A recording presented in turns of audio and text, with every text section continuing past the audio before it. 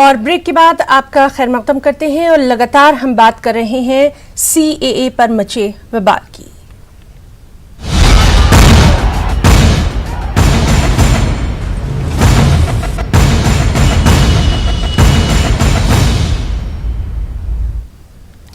जी हाँ, जामिया मिलिया इस्लामिया में आज भी एहतजाज का सिलसिला जारी है और अब जो तलबा हैं वो कमीजें उतार कर अपना एहतजाज दर्ज करवा रहे हैं।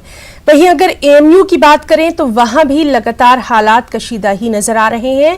कैंपस में RAF को तैनात कर दिया गया है। हैदराबाद की अगर बात करें तो हैदराबाद में भी मौलाना आजाद उर्दू यूनिवर्सिटी में तलबा का एहतजाज लगातार जारी है। तलबा तंजीम ने इम्तिहानात के बाइकॉट का भी ऐलान कर दिया है। लखनऊ से अहम खबर है कि नदवतुल उलमा में तलबा और पुलिस के दरमियान पथराव हुआ। नदवे के तलबा को एहतजाज की इजाजत नहीं मिली है। जामिया मिलिया इस्लामिया तलबा के खिलाफ पुलिस की कार्रवाई के खिलाफ मौलाना आजाद उर्दू यूनिवर्सिटी समेत कई मुकामात पर तलबा का ये एहतजाज लगातार जारी है।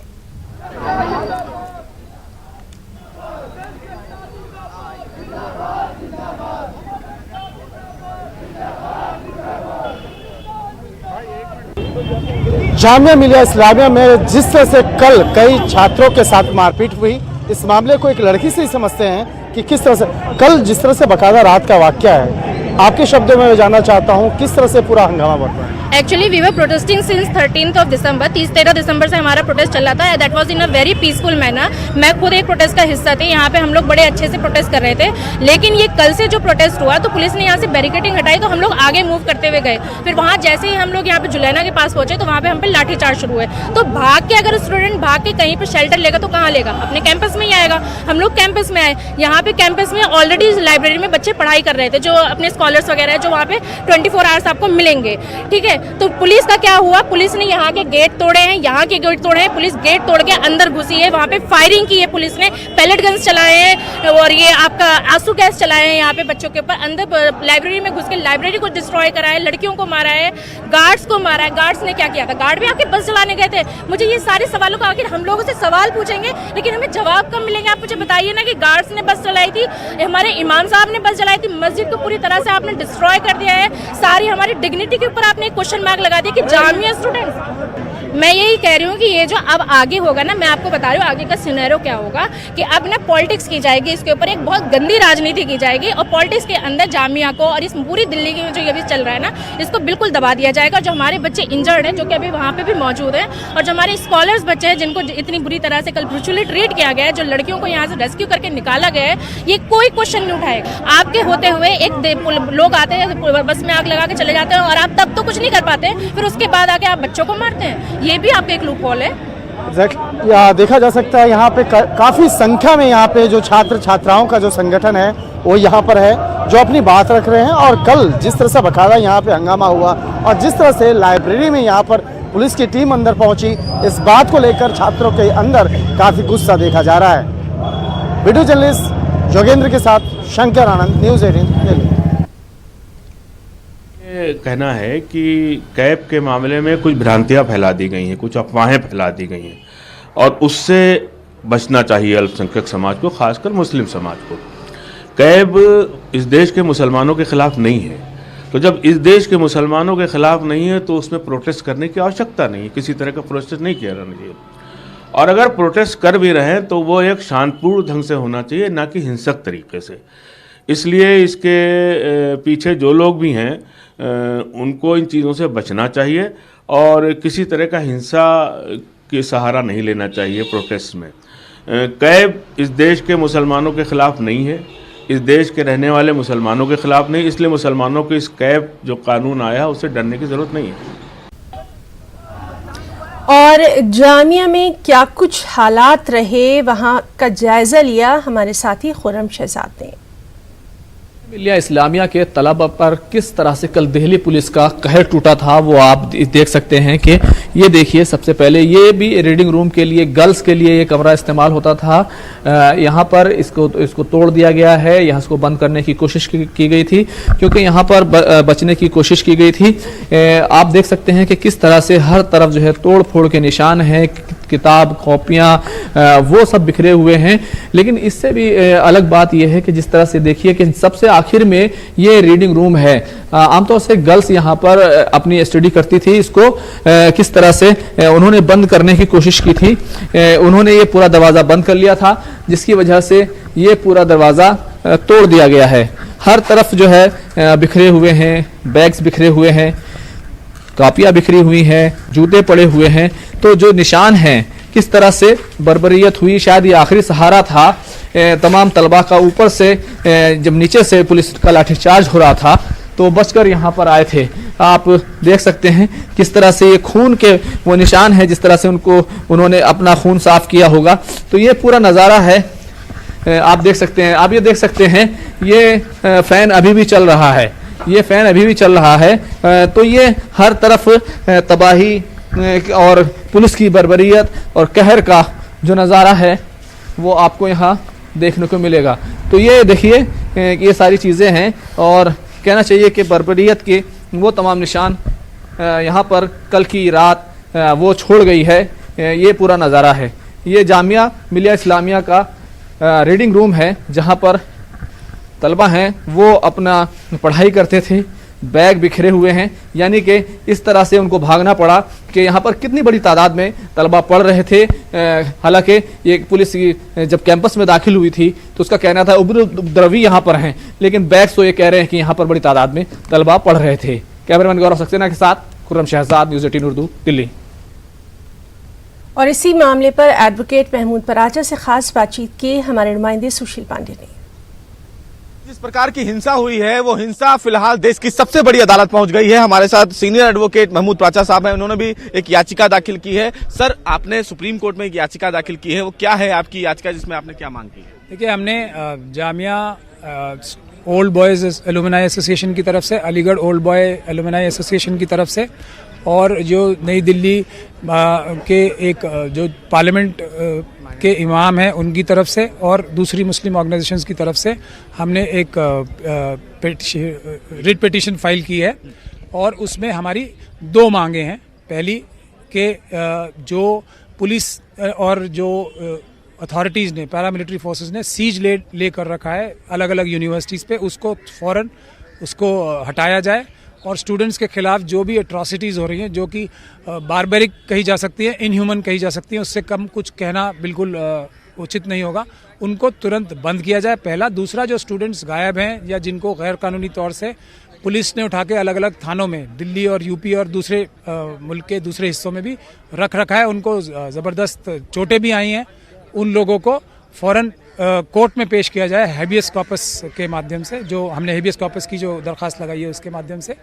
और तीसरी बात यह कि इसकी एक high level inquiry committee court monitored ही होनी चाहिए, जिसमें यह पता लगा जाए कि किस प्रकार से ये पुलिस ब्रुटैलिटी कर रही है, एक यूनिवर्सिटीज़ में घुस के, दूसरा ये कि किस प्रकार से पुलिस ने खुद वायलेंस ऑर्केस्ट्रेट करके एक बुरा एक इम्प्रेशन देने की कोशिश की है इस peaceful, totally 100% peaceful non violent जो प्रोटेस्ट चल रहे हैं पूरे देश में, उसको एक गलत देने के लिए जो इन्होंने ये एक नया तरीका निकाला है कि पुलिस से ही सारी बस में आग लगवाई जाती है और पुलिस और उनके जो सादी वर्दी के लोग हैं उनसे पत्थरबाजी कराई जाती है, पब्लिक प्रॉपर्टी तोड़ी जाती है और उसका ब्लेम जो है इस पीसफुल सिटीजन्स के।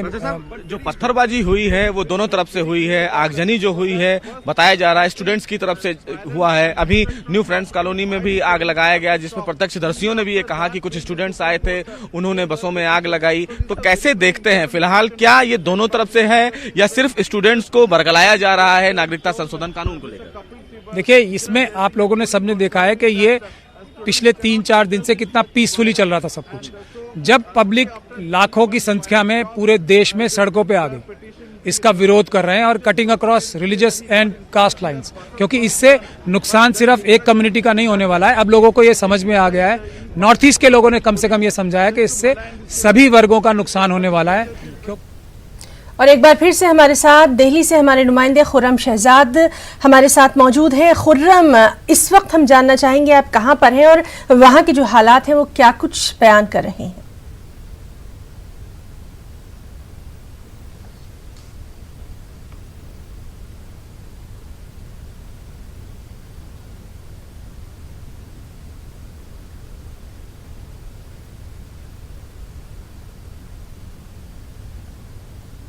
तो नाज़रीन, लगातार हम आपको बता रहे हैं किस तरह से जामिया में जो एहतजाज है वो आज भी देखा जा रहा है और तस्वीरों में हम देख सकते हैं कि किस तरह से वहां पर जामिया मिलिया इस्लामिया के जो तलबा हैं वो आज अपनी कमीज़ें उतारकर, अपनी शर्ट्स उतारकर एहतजाज कर रहे हैं और जामिया एहतजाज और तशद्दुद मामले में 2 FIR भी दर्ज की गई हैं। पुलिस ने तशद्दुद के सिलसिले में 500 तलबा के खिलाफ केस भी दर्ज किया है। वहाँ पर लाइब्रेरी का क्या हाल था, कल स्टडी रूम का क्या कुछ हाल था, किस तरह से वहाँ पर हंगामा बरपा हुआ था, इसका भी जायज़ा लिया था हमारे साथी खुर्रम शहजाद ने और इस वक्त भी हम खुर्रम से बात करने की कोशिश कर रहे हैं। लगातार हम आपको बता रहे हैं कि शरीयत कानून के ख़िलाफ़ एहतजाज का सिलसिला जारी है। जामिया मिलिया इस्लामिया में कल जिस तरह से ज़बरदस्त एहतजाज देखने में आया था उसके बाद वहाँ पर तशद्दुद फूट पड़ा था और इस पर लगातार जो दूसरी यूनिवर्सिटीज़ हैं वहाँ के तलबा का भी एहतजाज जारी है, चाहे AMU की बात करें, मानू की बात करें या फिर लखनऊ के नदवतुल उलमा की बात करें। तमाम जगहों पर जो स्टूडेंट्स हैं, तलबा हैं, उनका एहतजाज लगातार आज भी जारी है और ये जो तस्वीरें हैं ये साफ कहानी बयान कर रही हैं कि जामिया मिलिया इस्लामिया के जो तलबा हैं वो किस कदर गुस्से में हैं और आज अपनी कमीज़ें उतार कर ये तलबा वहाँ पर एहतजाज कर रहे हैं। और AMU की अगर बात करें तो वहाँ पर भी हालात कशीदा ही नज़र आ रहे हैं। कैंपस में RAF को तैनात कर दिया गया है, तलबा में बेचैनी है। आज जो इम्तिहानात होने वाले थे वो मुअत्तल कर दिए गए हैं। 5 जनवरी तक यूनिवर्सिटी पूरी तरह से बंद है। घर भेजने के लिए यूनिवर्सिटी सर्किल पर बाकायदा बसें मौजूद हैं। यूनिवर्सिटी एडमिनिस्ट्रेशन, यूनिवर्सिटी इंतज़ामिया का तलबा को भेजने का इंतज़ामात है जो है वो किए गए हैं। उनके लिए बसेस जो हैं वो तैयार की गई हैं और सबसे अहम बात ये कि अलीगढ़ के तमाम तिजारती मराकज़ आज बंद हैं। वे जो पहले वो प्रदर्शन कर रहे थे और उसके बाद माता मंदिर रोड से जाकर के मथुरा रोड को जाम कर किया और जहां पुलिस उनको वहां से चले जाने के लिए अपील किया तो उन्होंने DTC की बसों में, पब्लिक ट्रांसपोर्ट बसों में आग लगाया और उसके बाद पुलिस के ऊपर पथराव किया और जिसको हटाने के लिए फिर हमें टीयर गैस का इस्तेमाल करना पड़ा जो कानूनी प्रक्रिया में के तहत हमने उसको किया। उसके बाद वो जब रिट्रीट करते हुए उन्होंने फिर से DTC की जो बसें रास्ते में थी सराय जुलना चौक पे उसको भारी नुकसान पहुंचा, तोड़फोड़ उसमें किया, उसको आग जलाने के प्रयास, उन्होंने आग भी लगाया था उसमें। पुलिस की मोटरसाइकिल जो पास में खड़ी थी उसमें आग लगाया था।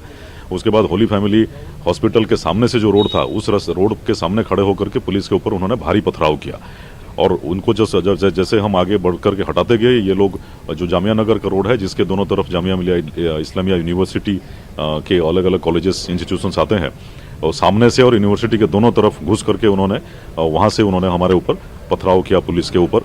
इस सिचुएशन पर काबू पाने के लिए काफ़ी घंटे लग गए और इस प्रक्रिया में पब्लिक प्रॉपर्टी को काफ़ी डैमेज हुआ। हमारे काफ़ी पुलिसकर्मी इसमें घायल हुए, 2 गंभीर रूप से घायल हुए, एक ICU में एडमिट हैं, अभी हॉस्पिटल में उनका इलाज चल रहा है। थाना NFC और थाना जामिया नगर में एक FIR उसमें दर्ज हुआ है जिसमें राइटिंग और आगजनी, पब्लिक प्रॉपर्टी को नुकसान पहुंचाना इत्यादि धाराओं में FIR दर्ज की गई है। सरासर झूठ है, बहुत ही निंदाजनक है इस तरह से सोच। इस पे ज़्यादा टिप्पणी में नहीं करना चाहता। ये आंखों देखी बात है, आंखों के सामने की बात है। जब ये मॉब, वायलेंट मॉब जब गाड़ियों में आग लगा रही थी, हमारे पुलिसकर्मी काफ़ी प्रयास करके आसपास के लोगों से मांग करके पानी मांग करके उसको संविधान पर है। और अनफॉर्चुनेटली जिस प्रकार की बयानबाजी मोदी जी और अमित शाह कर रहे हैं वो इस डिसेंट की मतलब मानने के लिए तैयार नहीं है। लेकिन इसको लेकर जिस तरह से दिल्ली जामिया में जो दंगल हो रहा है उसको लेकर जिस तरह से राजनीति हो रही है, इसको आप कहाँ तक सही मानते हैं? राजनीति ये हो रही है कि जब मोदी जी की सरकार ने हिंदुस्तान के संविधान पर इतना जबरदस्त हमला किया है तो ये राजनीति है, संविधान को समाप्त करने का एक बहुत बड़ा कदम उन्होंने उठाया। निश्चित रूप पर उसका विरोध होगा। कल जो जामिया में हुआ बगैर प्रशासन की इजाजत के, बगैर वाइस चांसलर की, बगैर प्रॉक्टर की इजाजत के पुलिस कैसे घुस सकती है? और घुसकर जिस बेरहमी के साथ उन्होंने स्टूडेंट्स के ऊपर अटैक किया, हमने वो दृश्य देखा जैसे प्रिजनर्स ऑफ वॉर है। कोई युद्ध की कैद हाथ उठाकर पुलिस की लाठियों से उनको वो निकाल रहे हैं, ये तो बिल्कुल बर्दाश्त से बाहर है। लेकिन अमित शाह ने कहा है क्या अमित शाह जी कह रहे हैं और मोदी जी क्या कह रहे हैं, वो तो हर भारतीय को अपमानित कर रहे। जो उन्होंने कल बयान दिया झारखंड में कि उनकी ड्रेस को देखकर पता चल रहा है कि कौन इसका प्रोटेस्ट और ये कर रहे हैं। तो आप देखिए ड्रेस क्या है, हिंदुस्तान